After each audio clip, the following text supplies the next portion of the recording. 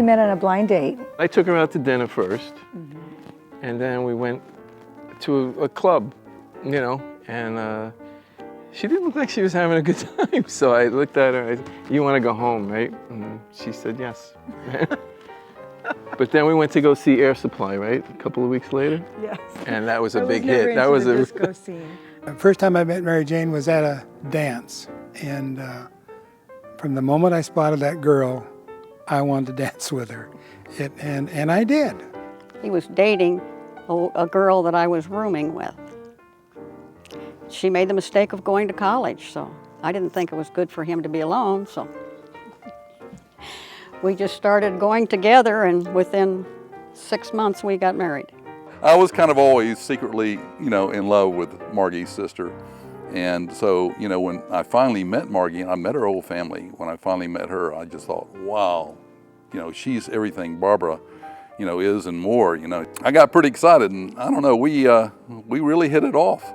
I was a very headstrong young man, and it took me a while to adjust to somebody else's idea or suggestions, and I learned to do that, and I've never regretted it.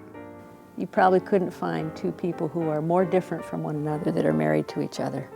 And so that's caused a lot of friction at times, and we have just learned how to work our way through that. I learned my lesson about not trying to change Margi pretty early on. I found out that was probably a big mistake. Really? Yeah. Marriage is it's work. You got to work on it every day. It's just not going to happen on its own, you know. So, you know, whether it's when you're out shopping and you bring home her favorite brand muffin or whatever, you know, and she, oh, you bought that for me, you know, because I would never buy that, you know. What I'm meaning to say, it doesn't have to be flowers. It doesn't have to be diamonds. It's little things. Like a brand muffin. Like a brand, well, something that you know that she likes. That's why, you know, like maybe your wife likes blueberry, but. Sometimes words muffle and I can't hear them real well. And we joke about that because I've always had eyes like an eagle and she can't see too well. So I'm her eyes and she's my ears. I'll always remember our first Christmas. He thought he was just going to give me the nicest gift I could ever have, and I opened it up and it was a sewing machine. I don't do sewing machines. God has been in our marriage for most of the years that we've been married.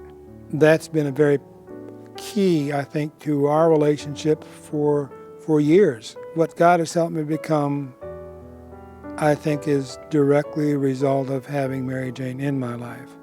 She encourages me a lot. I went through a period in my life when I was in the post office for 20 years, and all of a sudden I wanted to quit, and like any other wife would probably say, "What? You know, what are we going to do?" And she encouraged me to go for my dream, and I got in culinary, and if she didn't encourage me to do that, I would be still, who knows where I'd be right now. I wouldn't be here with you. But as we're older, I would say this phase of our life is the best. The thing that always has made me stable is her prayer life. I mean,